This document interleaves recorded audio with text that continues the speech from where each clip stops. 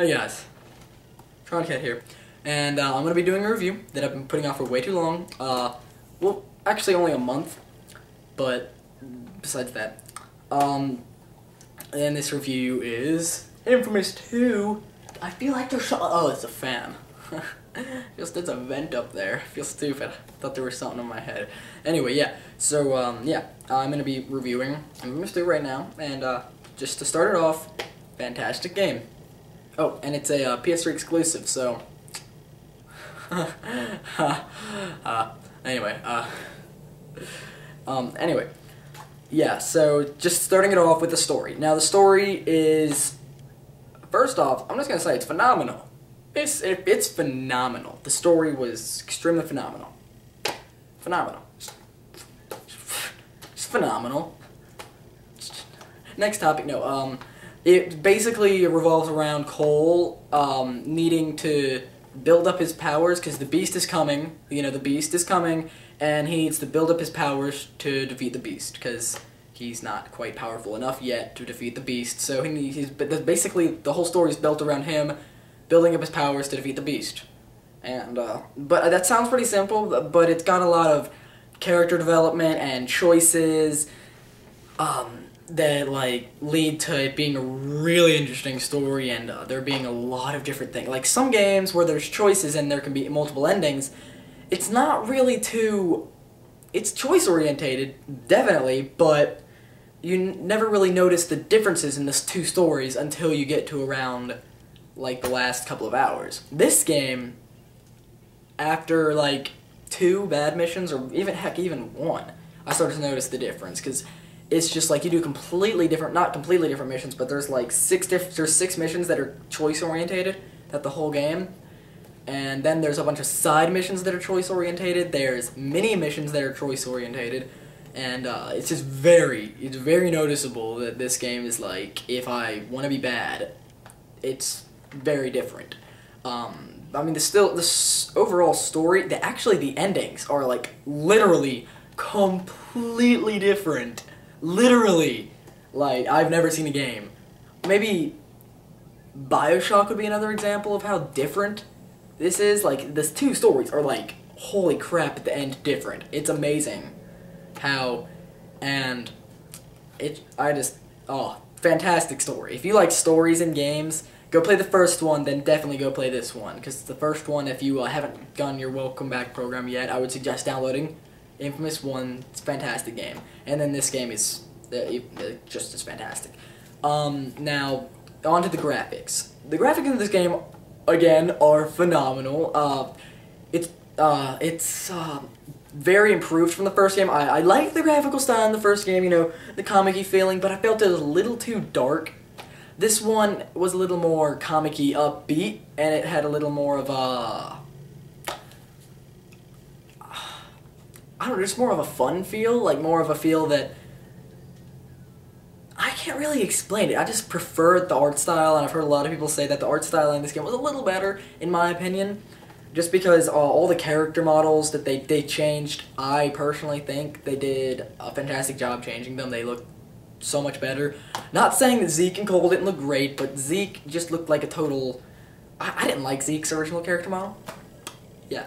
And now he looks really cool. I like him, and Zeke himself I actually prefer now. In the first game he did nothing and was just kind of an annoyance, to be honest. In this game he helps you. He's awesome. Zeke is awesome in this game. He's just like bleh, and I'm like yeah. I'm getting off that. The graphics, they changed a lot, and it just works completely. The whole city feels alive and really fun to go around, especially when you get to the second city, because that's really interesting, because the second city was hit by a hurricane, so part of the city is flooded and all the buildings are straight. It looks really cool, and just all the graphical styling just works really well. It blends together the 2 cities, or the 2 different parts of the city look really fantastic. They look different from each other, like very different, but they look very good. Like one half of the city is like the business half of the city, and houses and stuff, and the other half's like apartments and big, flashy, it's all flashy and stuff, like movie theaters and big strip clubs and stuff. Speaking of movie theaters, there's a movie theater and it's got a bunch of, it's making fun of a bunch of other games, like Assassin's Needs, Uncharted Love, Call of Booty, Latchet and Skank, Hey, Low Reach. It's hilarious. But the graphics, I really had no problems with the graphics, except here and there I noticed the occasional texture pop in, and there was one cutscene where it was very noticeable. It was a main mission cutscene too, so that kind of bothered me. It was like when you were introduced to a new type of enemy that you had to fight. When he first showed up and like started his attack, he looked very mushed, and then when you started fighting against him, all the textures came in. It looked really strange, and some of the all the character models look fantastic, or not all of them. Some of the civilians don't look as good as a lot of other character models, but that's because they're side character models. I can kind of understand. One thing I gotta point out, the beards in this game are horrible. It looks like they were just like, oh gosh, our character models aren't modeled like different enough.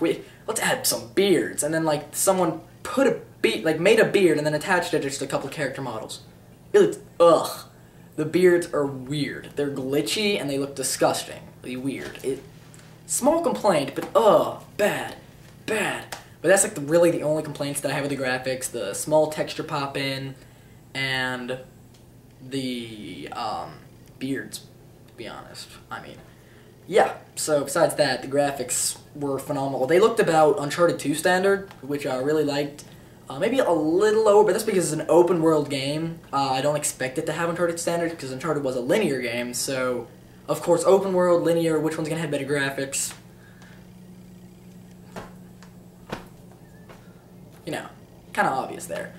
Now, on to the gameplay. Now, the gameplay in this game is pretty much the same from the first one, except they fixed a lot of stuff.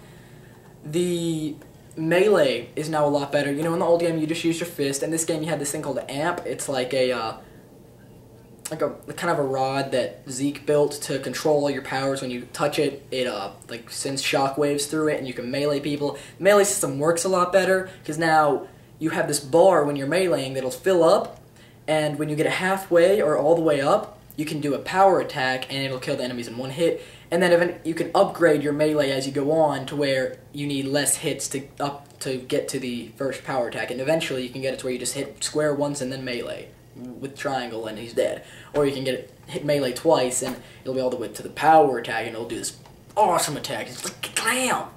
It's really cool.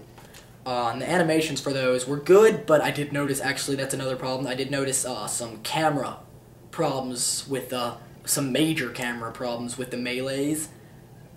It kind of had just... But besides that, the melees work fantastic. The upgrade system is a lot different now. There's a lot different powers. You get completely different powers. Not completely different, but pretty different powers for going good and evil. Like, for the good guy, the last lightning power, the shock power, is automatic shock.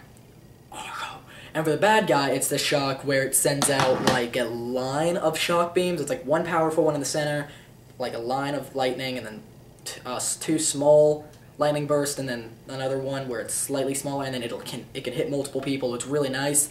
But personally, you know, the automatic... honestly, when you get this game, good is, in my opinion, so much better. I even kind of prefer the good ending. I'm sure most people would disagree with me on that completely, but I don't know, I just thought the good ending was good. It was a good ending. But off topic.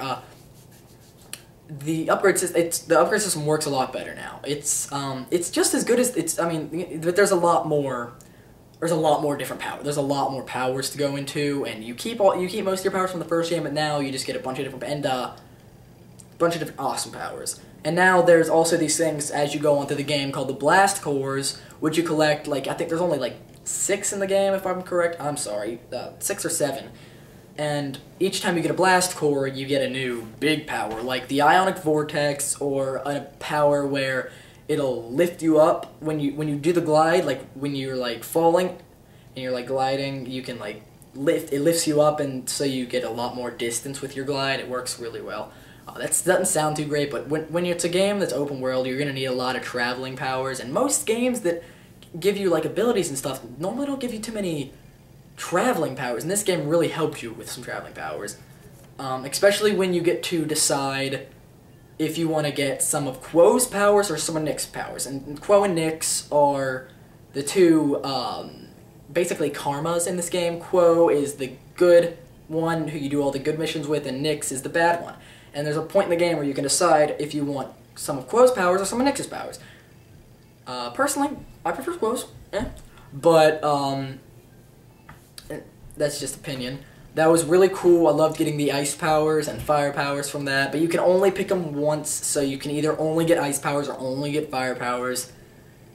But then you still get to keep your electrical powers, which is awesome. The gameplay is just, if you've played Infamous 1 and you like that, you're gonna like this.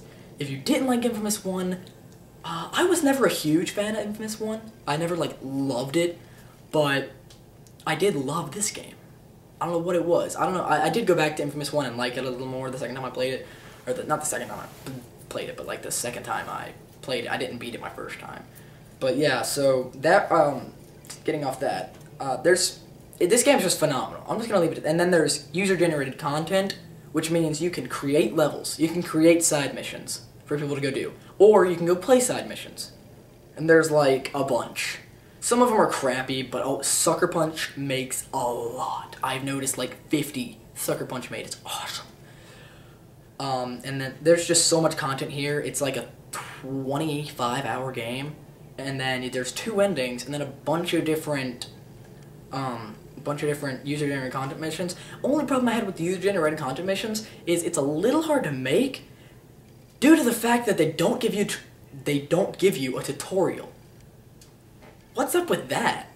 Like, when you give us something that we've never used before, we need a tutorial, guys. It just kind of seems like they threw in the user-generated content because they didn't have enough time to make a tutorial. It really bothered me because I have no clue how to make it. I'm horrible at it. But some people are good, and I'm just like, okay, I'll play your levels, because personally, I don't like creating levels. But anyway, yeah. So, rating time. I would suggest at least renting this game if you have a PS3. If you have the money and you're really like looking for a game to buy, I suggest this. Most definitely. I'd give it around, honestly, I hate giving it this because I give too many games this, but it kind of deserves it because it's only got a couple flaws, and I'm going to have to say a 9.5. It's just a really phenomenal game. That's just, I'm done. I'm not going to continue this crappy review. Anyway, guys, I definitely suggest picking this up if you don't have it. If you do, tell me your opinions on it. What do you think of it? You know, blah blah blah. I will see you guys later. Fear 3 review may be coming soon because one of my friends like abandoned me. He's the guy that suggested me to buy Fear 3. He's on my friends list. I even have his phone number. We're that good of friends, and he deleted me on both his accounts and stopped answering. I did nothing wrong. I don't think I did anything wrong to make him angry, and he's just angry at me. I don't know why. Hey, if you're watching this video, what the heck, man? Anyway, yeah. So, yeah. Bye.